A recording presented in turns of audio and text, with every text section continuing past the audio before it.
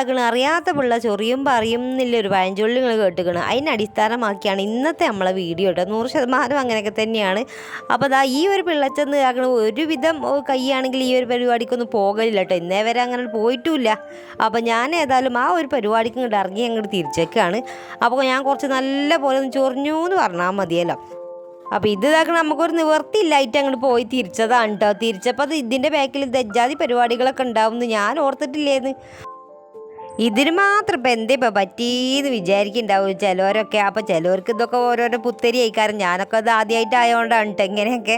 അപ്പോൾ ഇതൊക്കെ ഇപ്പോൾ എന്താ സംഗതി ചോദിച്ചാലും ഇങ്ങോട്ട് പോന്നോളിട്ട്. നമ്മളെ വീഡിയോയിലൊക്കെ എല്ലാവർക്കും സ്വാഗതമുണ്ട്. എന്തൊക്കെയുണ്ട് വിശേഷങ്ങൾ? സുഖമാണെന്ന് വിശ്വസിക്കുന്നുണ്ട് കേട്ടോ. നമുക്ക് കുഴപ്പമൊന്നുമില്ല. തട്ടിമുട്ടിയൊക്കെ തന്നെയാണ് ഓരോ ദിവസം ഇങ്ങനെ കടന്നു പോകണതല്ലേ.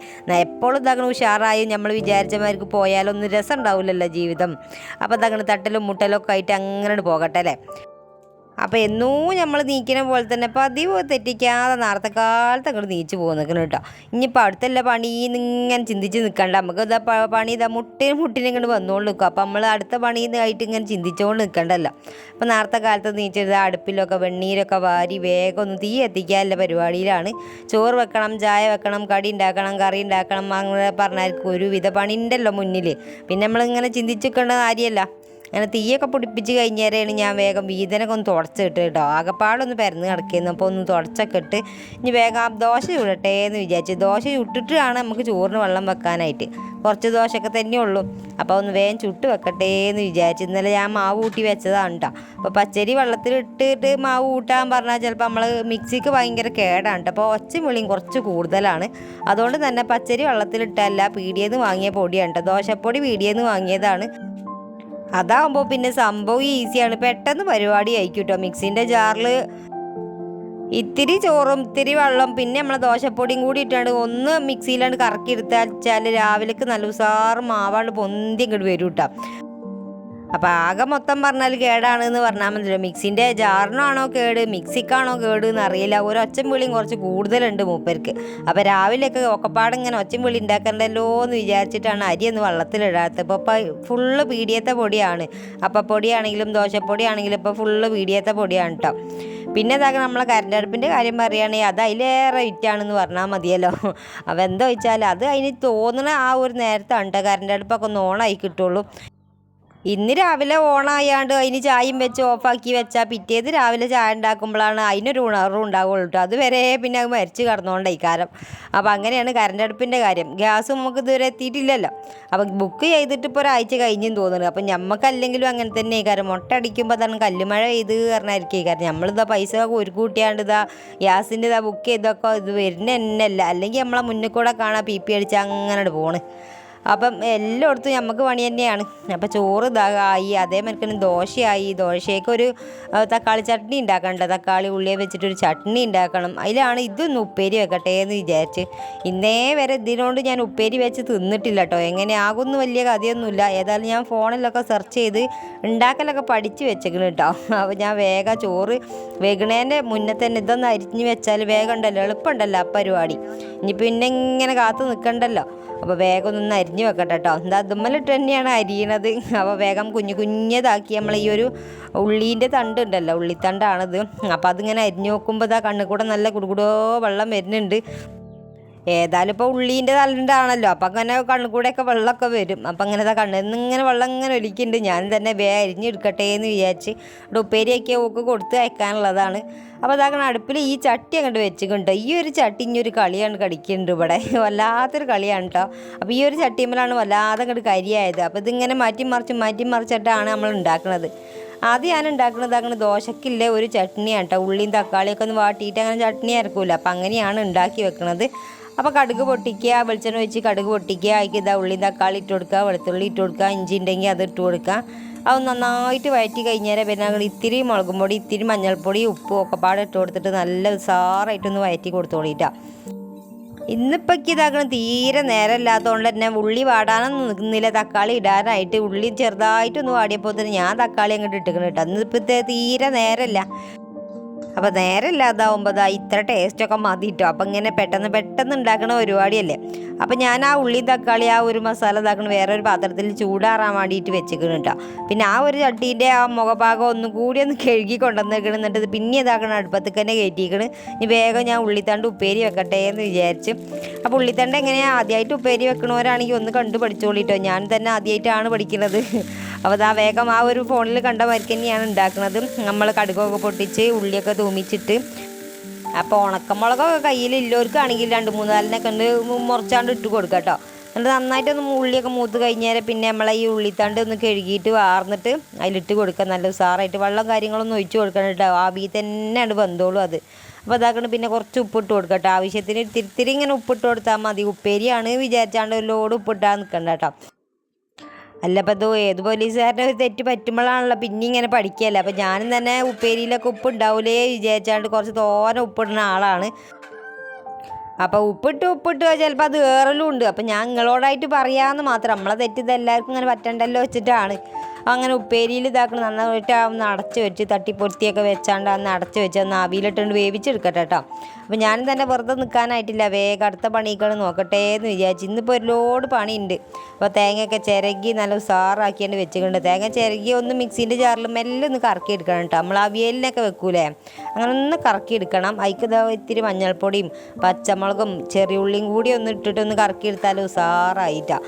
അപ്പോൾ ആ ഒരു കൂട്ടുണ്ടല്ലോ നമ്മളെ തേങ്ങേൻ്റെ ആ ഒരു കൂട്ട് ഇതിലിട്ട് കൊടുത്തിട്ട് അപ്പോൾ ഒരു മിനിറ്റ് 2 മിനിറ്റൊക്കെ അങ്ങനെ ഒന്ന് വാട്ടി കൊടുക്കുക കേട്ടോ. ആ ഒരു തേങ്ങൻ്റെ അതൊക്കെ ഒന്ന് ഇറങ്ങി വരാനായിട്ട് ഒന്ന് വാട്ടി കൊടുത്തിട്ട് ഒന്ന് തട്ടിപ്പൊത്തി അങ്ങോട്ട് തന്നെ വെച്ചോളിട്ടോ. കുറച്ച് ഇത്തിരി നേരം ഒന്ന് വെച്ചാൽ മതിട്ടോ, അല്ലെങ്കിൽ അടി കരിയും. തേങ്ങ ഇട്ടാൽ തന്നെ വേഗം ചട്ടിയിൽ അടി കരിയും കേട്ടോ. അപ്പോൾ കുറേ നേരം ഒന്ന് വെക്കണ്ട, ഒരു ഇത്തിരി നേരം വെച്ചിട്ട് വേഗം അങ്ങോട്ട് എടുത്തോളിട്ടോ. അപ്പോൾ അങ്ങനെ ആ ഉപ്പേരി ഞാൻ വേറൊരു പാത്രത്തിലാക്കിയാണ് പിന്നെ ആ ഒരു ചട്ടീൻ്റെ മുഖഭാഗമൊക്കെ കഴുകിയാണ്ട് അടുപ്പത്തേക്ക് തന്നെ വെച്ചേക്കണം കേട്ടോ. അപ്പോൾ ഇങ്ങൾക്ക് എന്നെ കണ്ടിട്ട് ബോറടിക്കുണ്ടാവില്ല. ഇപ്പോൾ ഈ ഒരു ട്രിക്ക് എന്ന് പറയണത് ഇതാക്കണം, പാത്രം കഴുകാനുള്ള മടിയില്ലവർക്ക്, ഏറ്റവും വമ്പം മടിയില്ലവർക്ക് ഇങ്ങനത്തെ ഒരു പരിപാടി എടുത്താൽ എളുപ്പമുണ്ട് കേട്ടോ. അപ്പോൾ വേറെ പാത്രത്തേക്ക് മാറ്റി വെച്ചാൽ എളുപ്പമുണ്ടല്ലോ. പിന്നെ ഇതാക്കണം ഞാൻ തക്കാളിയും അതേപോലെ എനിക്ക് ഉള്ളിയും ചട്നി ഉണ്ടാക്കിയില്ലെന്ന് അതൊന്ന് വറവിട്ടു. ആ ഒരു ചട്ടി ഇതാക്കണം വീണ്ടും ഈ അടുപ്പത്തേക്ക് തന്നെ വന്നിക്കണം കേട്ടോ. അപ്പോൾ നല്ലോ പാത്രം കഴുകാനുള്ള മടിയില്ലവരാണെങ്കിൽ ഇങ്ങനെ ഉണ്ടാക്കാം. നമുക്ക് ഉപ്പേരി മീൻ പൊരിച്ച് അതും ഇതൊക്കെ ഉണ്ടാക്കുമ്പോൾ മാറ്റി വേറെ പാത്രത്തിൽ പകർന്ന് വെച്ചാൽ ആ ഒരു ചട്ടി തന്നെ നമുക്ക് ഉപയോഗിക്കാമല്ലോ. പിന്നെ ആ ഒരു ചട്ടി ഇതാക്കണം ലാസ്റ്റായിട്ട് ഞാൻ വെച്ചത് കറി ഉണ്ടാക്കാനായിട്ട് ഒരു കുഞ്ഞി കറി ഉണ്ടാക്കട്ടെ എന്ന് വിചാരിച്ചു. ഇന്നിപ്പോൾ മമ്പാട്ട് കൂടെ ഒക്കെ തെണ്ടി തിരിയാനുള്ളതാണ്. അപ്പോൾ ഇതാ വന്നിട്ട് ഉണ്ടാക്കാമെന്ന് വിചാരിക്കുമ്പോൾ നടക്കുന്ന കേസല്ല. ഒന്നാമത് നമുക്ക് ഗ്യാസ് ഇല്ല, അതല്ലെങ്കിൽ അപ്പം തന്നെ ഉണ്ടാക്കിയാൽ മതിയെന്ന്. അപ്പോൾ ഇതൊക്കെ പാടാക്കി വെച്ചിട്ട് പോയിട്ടില്ലെങ്കിൽ വരുമ്പോഴത്തിന് അകപ്പാടെ താള് കുഴഞ്ഞ വരിക്കന്നെയായിരിക്കും ഞാൻ പോവുക. പോരാത്തിന് നമ്മളിന്ന് ബസ്സിനാണ് പോണത്, ഒറ്റക്കാണ് പോണത്. അപ്പോൾ അങ്ങനെയൊക്കെ ഉണ്ടാവും കേട്ടോ. അപ്പോൾ ഞാൻ വേഗം ഒന്ന് തക്കാളിയും അതേമാതിരി തന്നെ വെണ്ടയ്ക്കും കറിയൊക്കെ വെച്ച് പുളിയൊക്കെ പറഞ്ഞിട്ട് ഒരു കറിയും വെച്ചിക്കണി ഞാൻ വേഗം. ഇനിയിപ്പോൾ അടുത്ത പരിപാടി എന്താ വെച്ചാൽ മക്കളെ പറഞ്ഞേക്കല്ല പരിപാടിയാണ് കേട്ടോ. അപ്പോൾ ഓരോരുത്തർ ഇതാക്കുന്ന ചായയൊക്കെ കുടിച്ച് ഓല പണിയൊക്കെ എടുത്തിട്ട് വേഗം പോകുന്നുണ്ട്. അപ്പോൾ ലാസ്റ്റ് ഇതാ പോകാനുള്ളത് കുഞ്ഞാറ്റയാണ് കേട്ടോ. അപ്പോൾ ഇതാ ഒരുങ്ങണുള്ളൂ കേട്ടോ. അപ്പം നേരം നോക്കുകയാണെങ്കിൽ ഒരു 8:30 ആയിട്ടുണ്ടാകുള്ളൂ. അപ്പോൾ നമ്മളെ ചോറ് കൂട്ടാനും കാര്യങ്ങളൊക്കെ ഉണ്ടായി, തിരുമ്പലും കുളിയൊന്നും കഴിഞ്ഞിട്ടില്ല എന്ന് മാത്രം.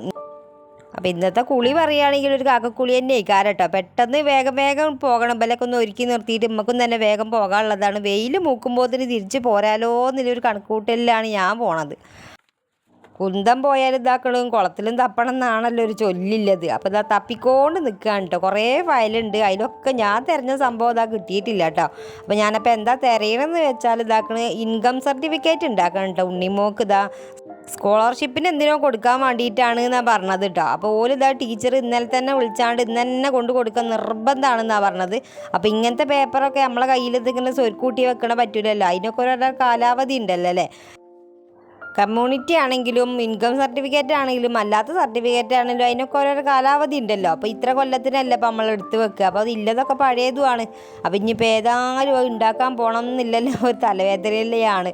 അപ്പോൾ അങ്ങനെ ഇതാക്കണം. ബാക്കിയില്ലതൊക്കെ പാടം അങ്ങോട്ട് കിട്ടിയിരിക്കണം കേട്ടോ. ഇനിയിപ്പോൾ ഈ ഒരു റേഷൻ കാർഡൊക്കെ കൊണ്ടുപോകണം. അപ്പോൾ നമുക്ക് ഇതാ സ്വന്തമായിട്ട് എന്ന് പറയാൻ നമ്മളെ പേരിക്ക് എന്ന് പറയണത് റേഷൻ കാർഡ് തന്നെ ഉള്ളൂ അല്ലേ. അങ്ങനെ ഇതാ ഒരുവിധ സാധനങ്ങളൊക്കെ എടുത്ത് വെച്ച് ഇനിയിപ്പോൾ തിരിച്ച് കെട്ട് വരാനാവില്ലല്ലോ എന്ന് വിചാരിച്ച് റേഷൻ കാർഡും കണ്ട് എല്ലാതും ആധാരല്ലാതെ മുഴുവൻ ഞാൻ ഈ ഒരു ബാഗിൽ എടുത്തിട്ടിരിക്കണം കേട്ടോ. അങ്ങനെ അതും തപ്പിത്തെരഞ്ഞിത് ആ ബാഗിലിട്ട് ഇനിമ്പോൾ മറക്കണ്ടല്ലോ എന്ന് വിചാരിച്ചാൽ അതൊക്കെ ബാഗിലിട്ട് ഒരു കാക്കക്കൂളിയും കുളിച്ചിട്ട് വേഗം ചായ കുടിക്കാൻ വേണ്ടിയിട്ട് ഇരുന്നിട്ട് അപ്പോൾ ഇതാ ഇവിടെ മേക്കപ്പ് ഒരുവിധമൊക്കെ കഴിഞ്ഞ് തുടങ്ങിയിരിക്കണ്.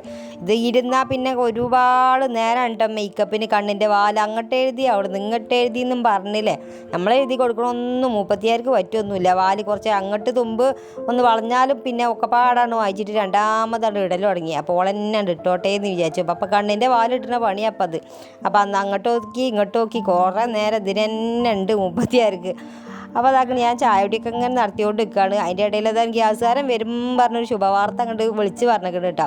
അപ്പോൾ കുറ്റി അതാക്കണം അവിടെ ഇറക്കി വെച്ചിക്കണ്. അതിൻ്റെ ഇടയിൽ കണ്ണെഴുതി നേരം പോയത് മുപ്പത്തിയാറ് അറിഞ്ഞിട്ടില്ല. വേഗം മണ്ടാൻ്റെ പരിപാടിയാണ്. അപ്പോൾ അങ്ങനെ ഉണ്ടാവുമെന്ന് പറഞ്ഞ് ചീത്ത അറിയുന്നു ഞാൻ. അല്ലെങ്കിൽ പോണ നേരത്തെ ഇതാക്കണ കുറച്ച് നേരം ഒന്നും ബുക്ക് എടുത്ത് വായിച്ചിട്ടൊക്കെയാണ് മൂപ്പത്തി പോകല്. ഇന്നിപ്പോൾ അതിനൊന്നും നേരം കിട്ടിയില്ല. വാല് ശരിയാക്കി ഇപ്പോൾ വാലൊക്കെ പാടാണ് ശരിയായി എന്ന് പറഞ്ഞാൽ മതിയല്ലോ. ഇനിയിപ്പോൾ ഞാൻ തന്നെ 9:45 ബസ്സിന് പോകണം എന്ന് വിചാരിച്ചിട്ട് അങ്ങനെ തട്ടിപ്പടഞ്ഞിങ്ങനെ ഒരുങ്ങിയെന്ന്. പക്ഷേ അപ്പോൾ ഇതിനാണ് ഗ്യാസുകാരൻ വരുന്നുണ്ട് എന്ന് പറഞ്ഞു. ഇനിയിപ്പോൾ മൂപ്പരെ കാത്തിക്കാതെ വെച്ചല്ലോ.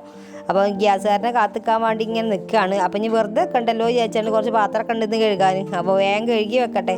പിന്നെ ഇപ്പോൾ വന്നാൽ ഒരു പണി എടുക്കാനും നമ്മളെ കൊണ്ടാവില്ല. കാരണം ചുട്ട വെയിലാണല്ലോ. എന്താ വെയിൽ, ഭയങ്കര വെയിലാണ്. രാത്രി ആകുമ്പോൾ ഒരു ഇത്തിരി തണുപ്പുണ്ട്, രാവിലെ ആകുമ്പോൾ പെരും വെയിലാണല്ലോ അല്ലേ. അപ്പോൾ പൊതുവേ നമുക്ക് വെയിലിനോട് വലിയ താല്പര്യമല്ല. ഇങ്ങനെ തലവേദനയും മൈഗ്രെയിനും കാര്യങ്ങളും വരുന്നതുകൊണ്ട് തന്നെ എനിക്ക് പേടിയാണ്. വെയിലിനെ കാണാൻ തന്നെ പേടിയാണ്. അപ്പോൾ ഞാൻ ഏതായാലും പോയി നോക്കട്ടെ. മൂപ്പരാണെങ്കിൽ രാവിലെ തന്നെ പണിക്ക് പോയപ്പോൾ അതൊക്കെ ശരിയാക്കിക്കൊണ്ട് കിട്ടുമോയെന്നും പറഞ്ഞിട്ടാണ് പോയത്. പൊതുവേ ഇങ്ങനത്തെ പരിപാടിയിൽ ബാങ്കിക്ക് പോകുക, അതേമാതിരി പഞ്ചായത്തേക്ക് വില്ലേജിക്ക് അവിടെ വേറെ എവിടേക്കെങ്കിലൊക്കെ പോകുക എന്ന് പറയുന്നത് എനിക്ക് വലിയ ഇഷ്ടമല്ലായിട്ടല്ല കേട്ടോ. അതൊന്നും പോയിട്ട് ശീലമില്ലാത്തതുകൊണ്ടാണ്.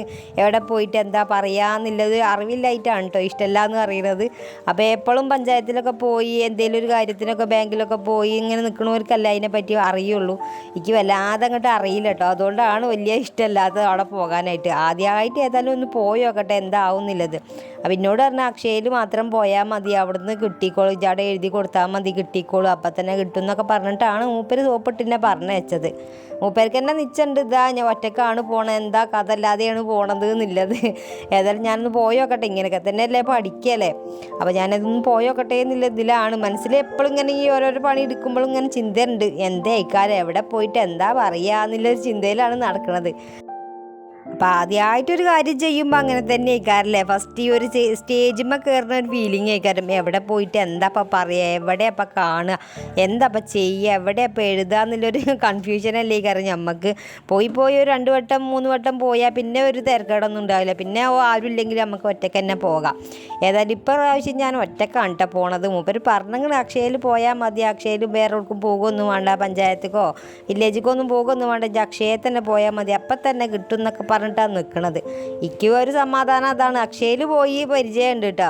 നമ്മളെ ഒരു PSCൻ്റെ ഒക്കെ കൊടുക്കുമ്പോൾ അക്ഷയയിൽ പോയി കൊടുക്കണമല്ലോ. അപ്പോൾ അതിനുള്ള നല്ല പരിചയമുണ്ട്. കഴിഞ്ഞിട്ടുള്ള വേറെ പരിചയങ്ങളൊന്നും ഇല്ല കേട്ടോ. പൊതുവേ ഒരു വേവും ചൂടും ബേജാറും കൂടിയൊരു ദിവസമാണ്. അപ്പോൾ അതിൻ്റെ ഇടയിൽ കൂടെ ഇപ്പം ഇങ്ങനെ ഒരു അക്ഷയ പോകണം, അവിടെ പോകണം, ഇവിടെ പോകണം എന്നൊക്കെ പറഞ്ഞപ്പോൾ ഇന്നലെ തന്നെ കിറങ്ങി അടിച്ചൊരവസ്ഥയാണ്. ഇന്നലെ രാത്രിയെ പറയുന്നുണ്ട് ഇജ്ജ് പോയിക്കൊണ്ട് കിട്ടോ, ഞാൻ വെറുതെ പണി ലീവൊക്കെ കണ്ടിട്ടോ എന്നൊക്കെ പറഞ്ഞിട്ടാണ് നിന്ന്. എനിക്ക് അപ്പം തന്നെ ഉറക്കം വരുന്നില്ല. ഈ ടൂറൊക്കെ പോകുമ്പോൾ തലേന്ന് ഒരു ഉറക്കം വരായ്മ ഉണ്ടല്ലോ, അങ്ങനത്തെ ഒരു മട്ടുമാതിരി എന്നിട്ടേക്ക് ഞാൻ അവിടെ പോയിട്ട് ഇപ്പം എന്താ ആരോടാ ഞാൻ പറയുക, ആരോടാ ഞാൻ ചോദിച്ചാന്നൊക്കെ പറഞ്ഞിട്ട്. അപ്പോൾ ഏതായാലും എല്ലാ പണികളൊക്കെ കഴിഞ്ഞ് ഇതാക്കണ ചോറുണ്ട്, പിന്നെ ദോശ ഉണ്ട് കേട്ടോ. ഇതാണ് ഇവിടുത്തെ മെയിൻ. എത്രങ്ങാനും ദോശ ഇവിടെ കിടക്കണുണ്ട് ഞങ്ങൾ. ഈ രാവിലെ ആകുമ്പോൾ ഇതാക്കണ ഇവൽക്കൊന്നും തൊള്ളക്ക് ഓട്ടം ഉണ്ടാവില്ല കേട്ടോ.